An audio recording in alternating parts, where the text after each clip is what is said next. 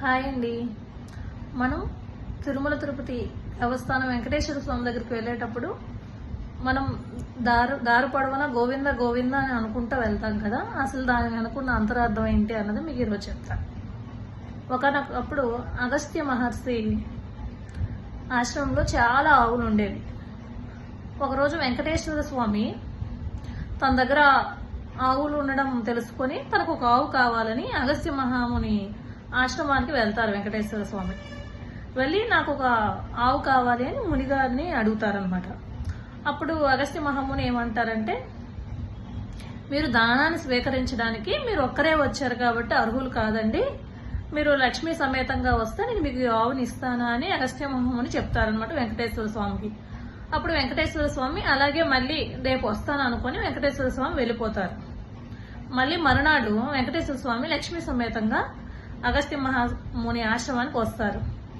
అప్పుడు అగస్త్య మహాముని ఆ సమయంలో ఉండరు, ఆయన శిష్యులు ఉంటారు. శిష్యులు ఉండగా నాకు మునిగారు ఆవిస్తా అన్నారు, మీరు నాకు ఆవు ఇవ్వండి అని శిష్యులను అడగగా, శిష్యులు మా గురువు గారు రానిదే మేము మీకు ఆవు ఇవ్వలేము అని వెంకటేశ్వర స్వామికి చెప్తారు. కొంత సమయం వెయిట్ చేస్తారు వెంకటేశ్వర స్వామి కోపం వస్తుంది, ఎంతకాని మహాముని రారు. సో కోపంగా వెళ్ళిపోతారు, ఏడుకొండలు ఎక్కడానికి ఆయన వెళ్ళిపోతూ ఉంటారు. ఇంతలోనే మనకి అగస్త్య మహాముని వస్తారు.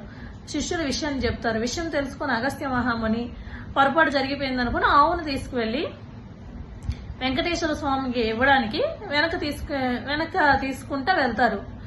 వెంకటేశ్వర స్వామి గోవు ఇందా అని, గోవు అంటే ఆవు, ఇందా అంటే ఇదిగో, గోవు ఇందా అని వెనక వెళ్తా ఉంటారు. ఈయన ఏడుకొండలు ఎక్కుతూ ఉంటారు. వెనక ఉన్న అగస్త్య మహాముని మాత్రము ఆవుని తీసుకుంటా వెంకటేశ్వర స్వామి గోవు ఇందా అంటే ఆవు తీసుకో అనుకొని ఆయన ఎక్కుతా ఉంటే ఈయన వెనక అనుకుంటా వెళ్తారు గోవింద గోవింద. ఆనాటి నుంచి ఎప్పటికి కూడా గోవింద గోవింద అన్న పదం వచ్చింది. అందుకు మనం కూడా ఇప్పుడు వెంకటేశ్వర స్వామి దగ్గరికి వెళ్తున్నప్పుడు గోవింద గోవింద అని అంటాం. వీడియో నచ్చితే లైక్ చేయండి, షేర్ చేయండి.